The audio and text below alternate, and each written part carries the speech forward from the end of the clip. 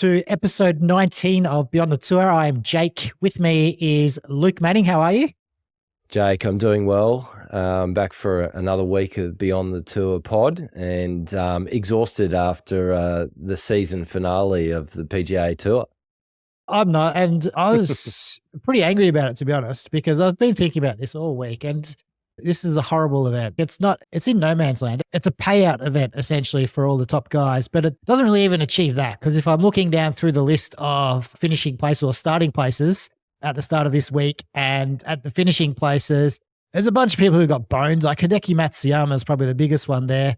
I'll tell you what, I'm on a little bit of a rant here. I like it. OWGR, right? Now so they don't recognize Scottie as the champion, as the winner, which is fair enough. I don't either, to be honest. They do recognize Colin Morikawa as the champion, as the winner though, and award him full points. If you're not going to be awarding points to Liv because of the potential impact of a team, the team component, among a few other things, but that's a major concern. Colin wasn't under pressure. He wasn't coming down the back nine with a tournament on the line. He was 4 shots back from Scottie. It was only beat Thegala by 1 shot, but it wasn't under tournament pressure. So how the hell do you award points for finishing places in this event at all when it's not simulating tournament conditions? No. Do you think he was even looking at the gross score? Absolutely. In terms of the FedEx Cup leaderboard? Or No, the gross score is what you're talking about there, yeah. right? Yeah. And that he was the gross score winner rather than the net championship. And was he really under pressure? I'm not even sure he was looking at the gross score. He would have been looking at the net score, because that's where all the money was. But I think that reinforces your position, that how do you recognise OWGR points to golfers that aren't even looking at that element of the scoreboard? Yeah. So it's like, to me, it just highlights I don't know. They don't award it for match play, points for match play. I just don't know how they could even think it's a consideration to award points. Just if you guys want to do this PGA Tour, fine, but we can't award points because it's just not under tournament conditions. No, and look, we've been down this rabbit hole before about the OWGR and the cushy relationship it has with the PGA Tour. That's going to continue until there are changes in the power structures. I love your rant. I'm on board. It's a ridiculous format. I commented on X at one stage there. It's like going into the grand final with a points head start instead of starting nil at the start of the GF. So it just doesn't make much sense. All the usual commentators and golf influencers trash the event as well. And it needs to be changed, but whether there will be any change, I highly doubt. Well, they're just sitting in no man's land, which is what the PGA Tour does for the majority of what they do. But it's not a year-long race like they market it as. So they're not awarding the best golfer for the entire year. Get yourself into your top 30 and then it's a free-for-all with a little bit of handicapping. So it doesn't really serve that purpose of that season-long race. It doesn't serve a finals because everyone's not coming in on an even footing into the event. So it doesn't really serve that sort of whole finals perspective either. So they're just, I don't know, by sitting on the fence, they're not really, it's not benefiting anyone really outside of the players. Am I back? Yes. Yeah, it's trying to be too many things to too many different people. It is trying to be that season-long race. Therefore, everybody starting at the same starting point doesn't really get you to where you need to be, because someone that's just snuck into the top 30 could win that and therefore be the season-long tour winner. And then you compare that to Scottie's results and you go, well, that seems ridiculous. So you can understand the logic there, but then every other sport we see that go through playoffs, you can come from last in the qualifying teams and still win a grand final, and that's the excitement and that's the beauty of a traditional playoff format. But that can't really be done in this situation because, as we said on last week's pod, literally if you're outside the top 5, you're too far back and you're just not going to be able to make up the ground that you need to with the head starts that are handed out. So it's a vexed tournament that is really, as you say, stuck in no man's land. Yep. Listen, the end result, it was what should have happened. Like Scottie was by far the best player and it was just him and daylight. So he as the eventual winner, he was well deserved. I didn't expect it. I thought he was, based on his last month, thought he was going to bomb out. But I think as we've seen previously, he's someone that when he's in the lead, he's very hard to get past because he has that champion's mindset. He does not let up at all off the accelerator. So he performed awesome. So I'm so glad that he won. I don't love watching Scottie, and I'm pretty critical of him. I think there's just he plays awesome golf. There's nothing that I can really fault him on outside of the putter, but it's just something I don't love watching him as a player, but he has been unbelievable. Yeah, it's probably the robotic nature of him. He rarely makes mistakes. And we did see him make one mistake, a stretch of mistakes there on Sunday to actually give the field a bit of a chance. We saw him hit a shank, Yes. which is always great to see. And he made 3 bogeys through 4 holes there. And his lead went from 7 to 2. But that's the exception to the rule with Scottie. When he's leading, he's just mechanical. He hits greens. He finds fairways. He doesn't make big errors, and he just closes it out. I think Solly from No Laying Up was saying that Scottie's a much better golfer to watch when he's chasing, like at the Olympics, as opposed to a good watch when he's actually in the lead, because he just shuts the door. And of course, after he had that stretch of poor holes on the front nine on Sunday in the final round, he then goes 3 straight birdies, 10 through 12, and then an eagle on 14 just to really slam the door shut on anyone that thought they were a chance. Awesome to see him put the foot down there, but as you say, it's not the Tiger style of dominance. Like Tiger was exciting and thrilling to watch. And even though we've got players like Adam Scott at the moment saying that watching Scottie currently is akin to peak Tiger, they're just very different styles, aren't they? And so you don't get that same level of excitement and real interest and intrigue that you got with what we're seeing from Scottie right now. Yep, absolutely. Now, looking at the top 10, there aren't too many faces there which you would say is out of place in terms of the seasons that they had. Adam Scott obviously hit a little bit of a purple patch coming into the last few events and finished T4, so he performed really well. There aren't too many people out of place there. As I said, maybe from my perspective, I would say Matsuyama was a little bit unlucky in terms of his form the last few weeks, but all year, and maybe even Xander to a certain extent as well. Yeah, the ones that stand out to me, I would have expected Xander to finish higher than T4, but that's probably because Henley and Scott had unusual ends to the season. So Adam Scott, a couple of good weeks back to back, snuck into the top 70, and then the top 50 really rocketed himself up as a result of the BMW result. So has he been the 4th best player all season on the PGA Tour? Not a chance. No. And I think the same with Russell Henley. 62 on Sunday to fire himself up the championship leaderboard probably is a bit of an anomaly. I think you're right. Xander probably should be higher. And then Wyndham Clark, he's really been Jekyll and Hyde this year, hasn't he? He's either won or he's been completely out of it. So seeing him there, it makes sense in one respect, but also doesn't make sense in another, given what we've seen with him in the majors and whatnot. Yeah, I think he had, looking at it, and again, I'm just pulling numbers out of my head a little bit here. I think there was 20 starts this season for Wyndham, and he had 7 or 8 top 10s. I think it was 4 top 3s or 3 top 3s. But then he had some really terrible results as well, sort of 40, 50th place. So he's sort of, when he has been on, he's been good, but there has been a lot where he hasn't been amazing as well. Now, I think looking at the finishing places, anyone else stand out? For me, JT did a good job qualifying on the number from coming from way back down, and then he's pushed himself up to 14th place. So as you said, Russell Henley is another one. Yeah, I think golf is better off when JT is playing well, despite the polarizing nature of his personality or even the way he conducts himself on course at times. He's a pure striker of the ball. He is a shot shaper. He does generate excitement, I think, when he's on.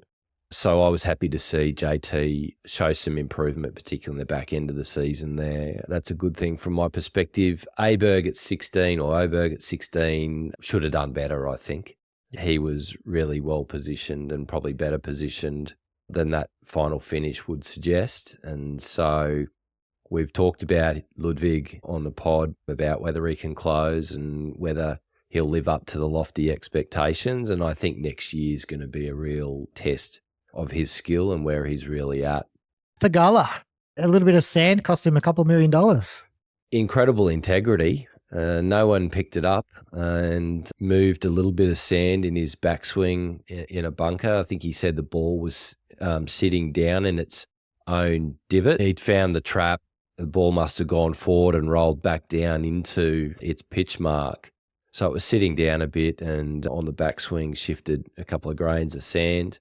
I think he said he was 90% sure that it had shifted, and he immediately notified his playing partner, Xander, and was then judged to have incurred a 2-shot penalty, and that 2-shot penalty cost him $2.5 million. So kudos to Sahith, total integrity, and he's either an incredibly honourable guy or he knows that there are just so many cameras on course now that you're just not going to get away with it, so you might as well just call it. Yeah, and some players are going to do that, and I guess you applaud them when you see it. Yep. It's hard to knock others that may not call that and leave it up to the rules officials as well. So I think for me, if we're making a correlation between Gilchrist walking after snicking the ball versus sticking his ground and waiting for the umpire to call him out. Correlations. Gilchrist is Sahith Thegala and Ricky Ponting is Patrick Reed. Is that Patrick what you're saying? Reed? Yes. A handy golfer in his own right, actually. Yeah, absolutely. No, and Thegala, although he cost himself $2 million, it was 2.5, I think it was. He has locked himself up a slot on the President's Cup team. Yep. So he'll be very excited about making his first appearance at the President's Cup. I did see or heard on the broadcast that they were wrapping him up as he's going to be a really big locker room guy. He may well be, and obviously I don't know him from a bar of soap, but he seems like a quite introverted guy rather than a more extroverted JT. Let me chug a beer in front of the first tee at the Ryder Cup. That's who I thought the Americans would have as a typical locker room guy. But anyway, we'll see how Sahith goes later in the year. Yeah. What did you think of the course renovations? I liked some of what I saw. So we saw some interesting green complexes. I did think that the pros navigated it particularly well. What I find with this sort of stuff is that it can be a combination of the actual construction and contour of the green complexes as well as the grass that's used and whether it's grainy grass, down grain, into the grain, etc. They seem to navigate the course renovations with a fair bit of ease, actually. If you have a look at the winning score, Morikawa was -22 through the 4 rounds. So certainly didn't seem like they were too concerned about getting it up and down. Yep. And the final day scoring average was 67.9. So I don't know, what has the renovation actually achieved? It certainly hasn't toughened the course up any. Maybe it's made parts of it a bit more aesthetically pleasing, but we're continuing to see the same sort of PGA Tour result from the renovation. Very successful in lining the pockets of many people. Yeah. The $30 million spend on a course reno, it's mental. Yeah, so maybe Andrew Green himself's very happy as a result of the redesign. But I noticed some of the difference, but it didn't really change the nature of the golf all that much for me. And I was listening to Tron talk about it, where he said 2 things can be true. It was a good redesign by Andrew, but really it's a bad venue and it was just putting lipstick on a pig. I guess that's probably a fair assessment. Yeah, agreed. Let's jump across to the British Masters. That was won by Nicholas Norgard. He had a 4-shot lead. He bet Tristan Lawrence. He got within 1, I think about 11 holes through. And then, he ended up winning by a few shots. Yeah, and had to do it the hard way. He almost made a meal of it on the 15th. He really botched the par 5 there coming home. He was greenside for 2 on the par 5 and then had 4 chips and ended up taking double. And in his post-round press conference, he actually said, no, that wasn't nerves. I'm just not a good chipper at times. I actually thought it was me out there chipping at one stage. I definitely have a few of those shots in the bag from time to time. Quite amazing to think, like, I had seen the 4 chips on social media before I'd been able to catch the recap of the final round. And when I realised that it was the winner who was actually having the 4 chips, I was totally shocked. But he was able to come home with a birdie par finish, and that was enough to get the win by 2 after he was able to compose himself from making a meal there on 15. Yep. Second round leader, Tyrrell Hatton, has done what a lot of the live guys have done to us all year at the bigger events. So this isn't a huge event, but certainly outside of Bryson, happened the same with the majors as well. Just faded away and became irrelevant. Too many mistakes from what I could see. I think he had more than 20 birdies for the week, so enough birdies to put himself in contention. And it would have been great to see him win a live player win with Faldo being the host. That just would have been the absolute perfect scenario to happen. He would have left the course on Saturday evening pretty happy, man, I think. Yep. I'm just glad I didn't have to suffer through any of his commentary, because I've really enjoyed him having departed from the PGA Tour commentary team. And what a huge improvement it's been to have his replacement come in Trevor Immelman and not have to listen to Faldo just regale stories of himself all the time. Yeah. The other Aussies in that event, Scrivener was a T25, Micheluzzi T31, Hayden Barron was 73, and then miscuts for Gale and Jones. To say about the Aussies there, Scrivener's showing some improvement from what we saw earlier in the year in terms of his form, and Micheluzzi, obviously we've got higher expectations in T31, as he would as well. Not the best results there for the Aussies. Let's look at obviously, it touched on the President's Cup. We've got the top 6 from both sides is now confirmed. So as you said, at Thegala, now we've got Scottie Scheffler, Morikawa, Wyndham Clark, Pat Cantlay. On the international side, it's Matsuyama, Sungjae, Scottie, Tom Kim, Jason Day, and Ben Arn.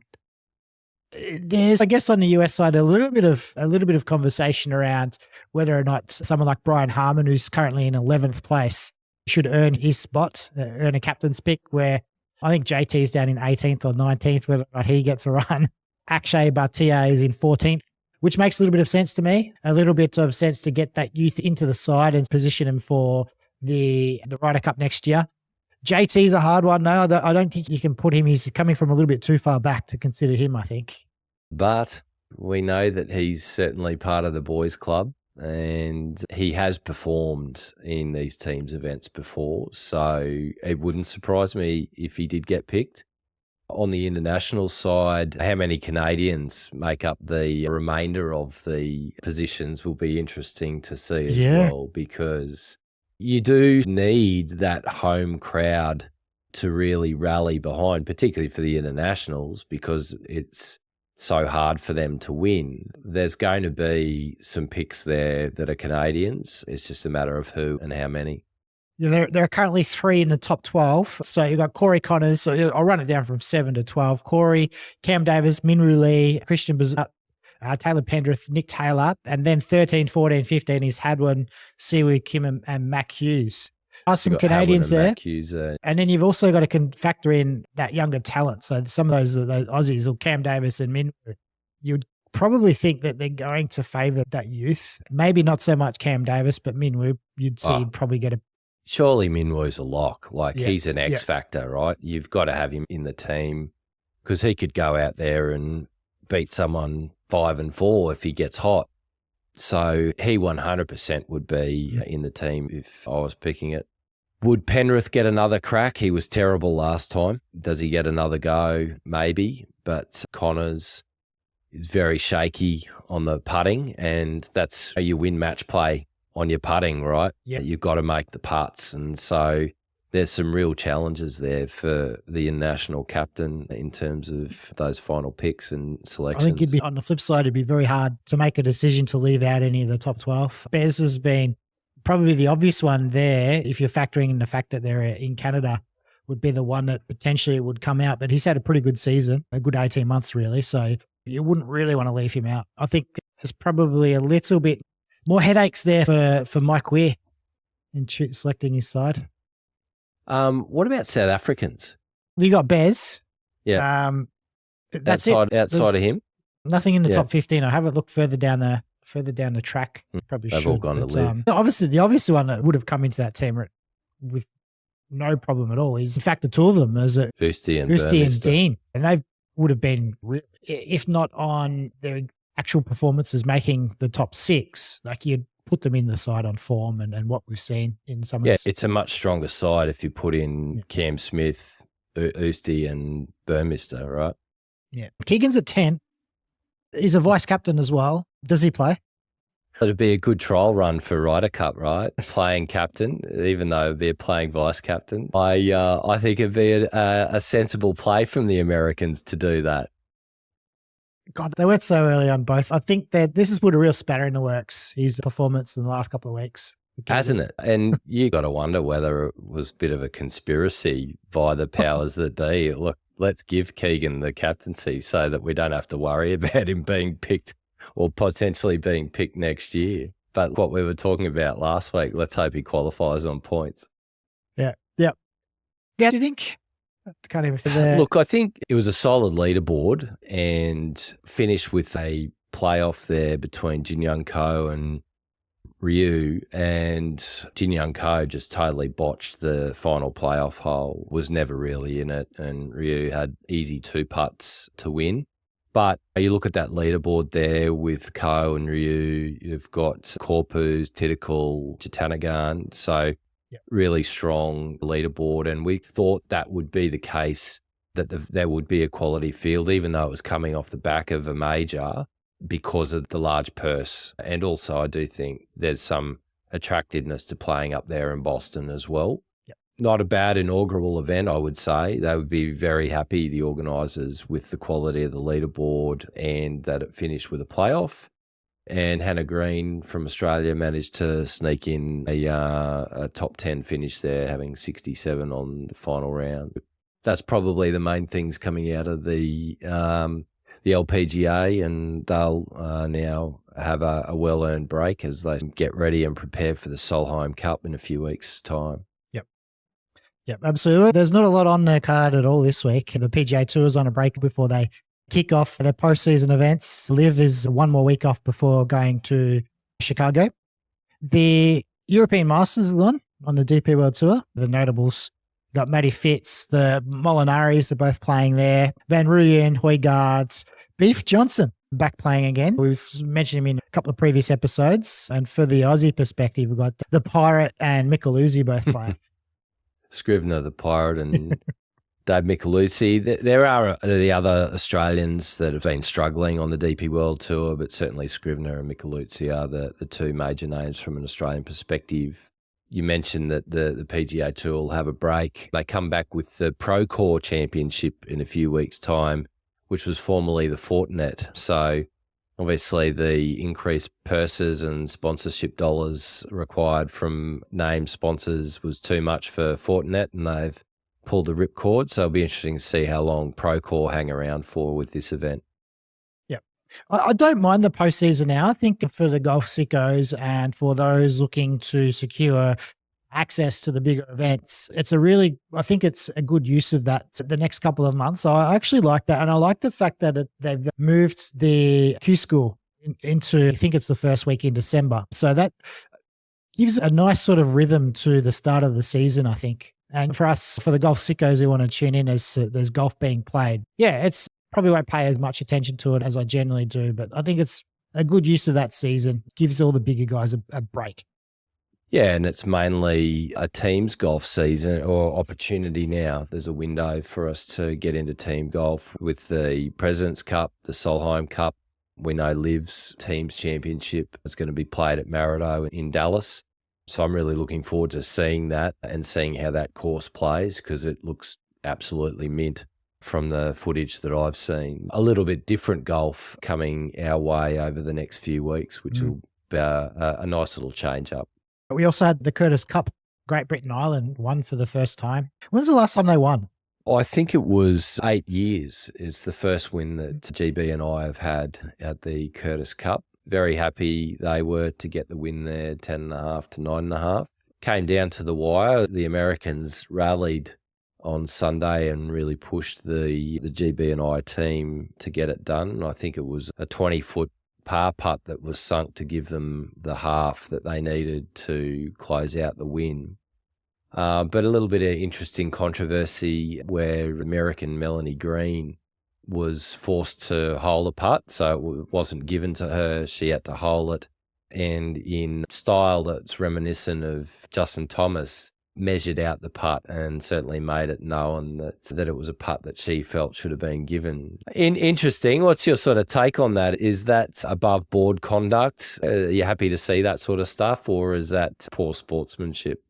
No, I don't think you're competing, so I don't think it's poor sportsmanship. I think looking at it from two perspectives, if it's gamesmanship in terms of trying to get into the head of your opposition, great. But in terms of the impact it has on your own sort of psyche, if you're thinking about those things, I think it's something you want to get out of your head. Everyone should understand that you're competing. You haven't scored until the ball's in the hole, so just forget about it. Like, just go in with the mindset that you're going to be putting everything, and if you get given one, great. But yeah, I think if you start considering that sort of stuff and getting upset about it, then you've got some issues or some problems. Yeah, I think there's something in that, right? If you're getting upset because you weren't given a 3-foot putt, does that mean you're worried about the putt? And if you're not worried about the putt, then you're worried about your entitlements, right? So either way, I'm sure it's not a mindset that sports psychologists would be coaching people on to have.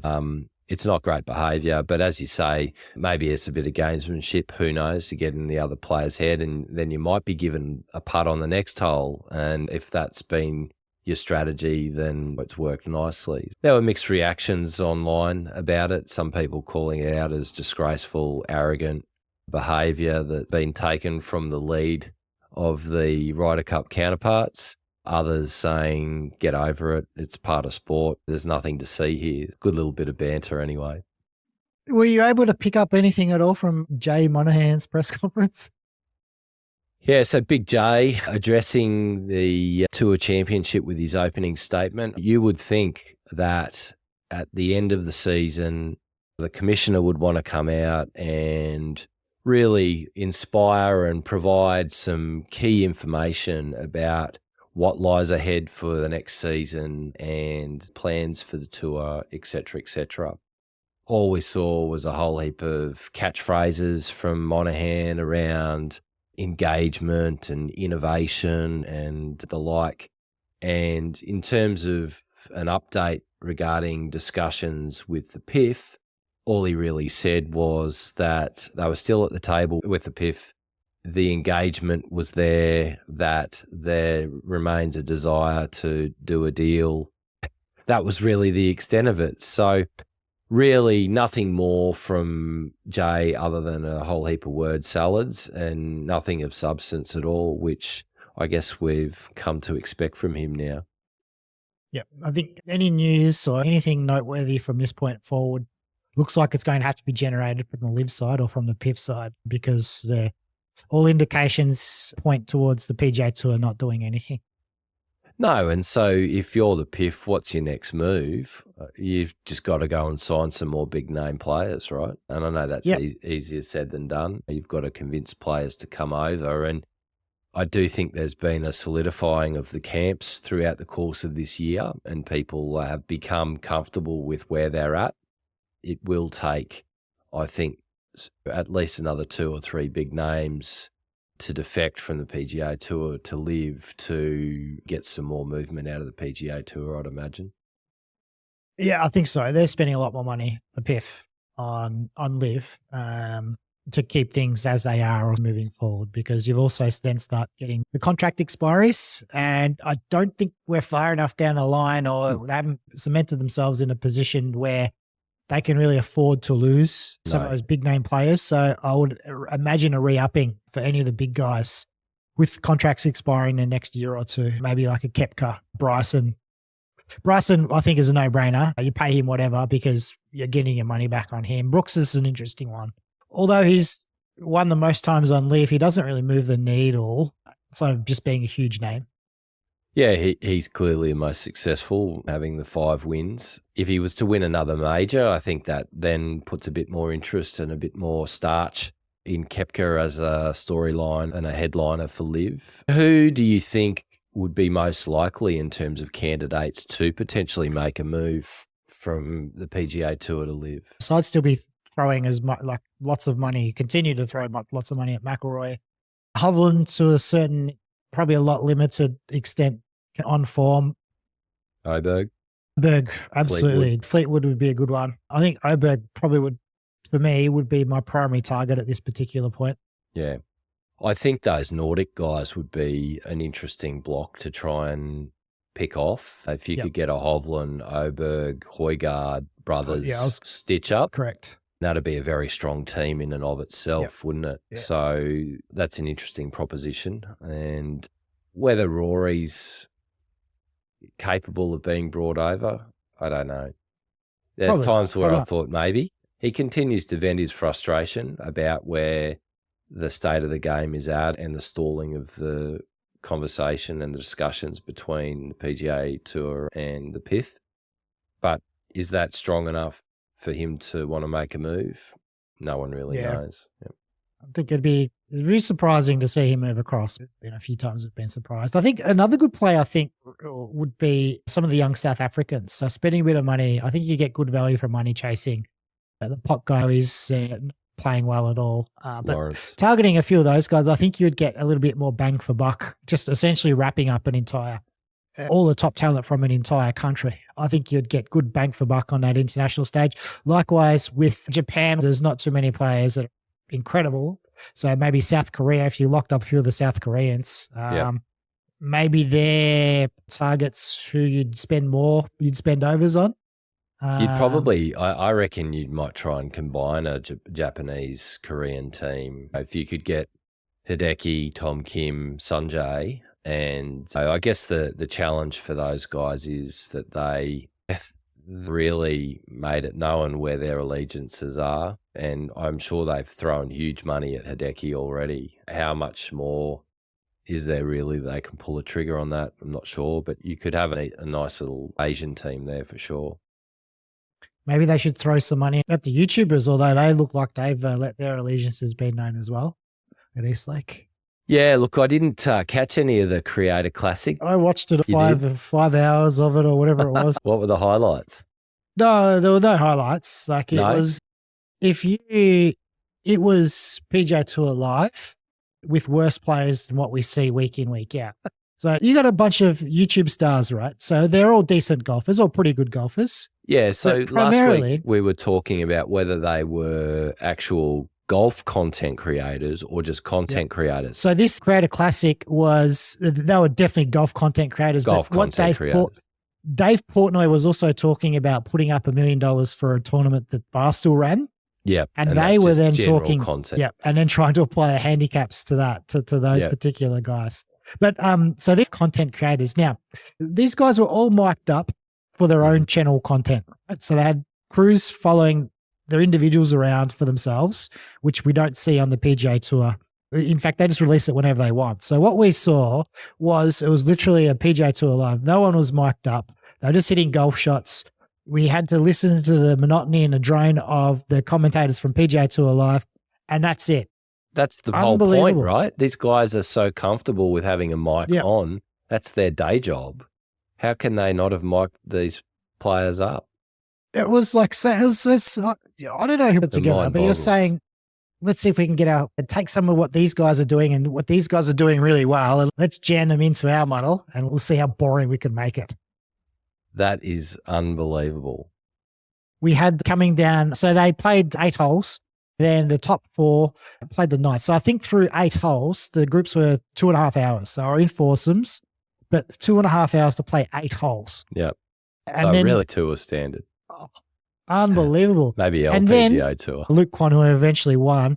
And then I've just gone blank as to who he is, the NFL star who was smashing the ball. Oh, yes. So, he had 190 ball speed. Yeah. So he's hit off first, and he's ended up in a rough down on the fairway of the 18th. The next 3 guys have proceeded to hit down a 10th. Now, why that makes news is because the same day, the morning of, the PGA Tour made that internal out of bounds. And so these guys have used that essentially internal out of bounds, and they've all played up the 10th with a clean shot in on the par 5 to the green from there. So it was an absolute farce. Of course. It was He is a fun. PGA Tour player, right? Who was chipping him on social media saying you should hang your head in shame if you don't win this? It was Trump. I think was it no Tron? I think it was Tron. Tron. Okay.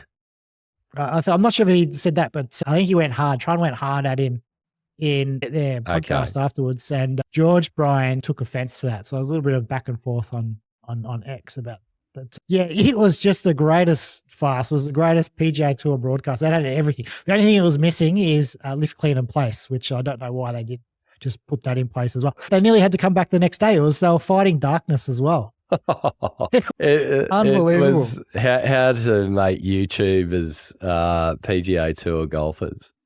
Yeah. Well, the funny thing is that Bryson he scheduled a video to go out at the same time this started, and then he got himself into the comments as well. So he's in the chat, just chatting away. Tell me his YouTube vid got more views than head and head the whole way through. I think he's overtaken them now. I think I haven't checked today. I probably should, but yeah, he was neck and neck with the everyone else combined. Let's have a quick look. His video has had 2.2 million views.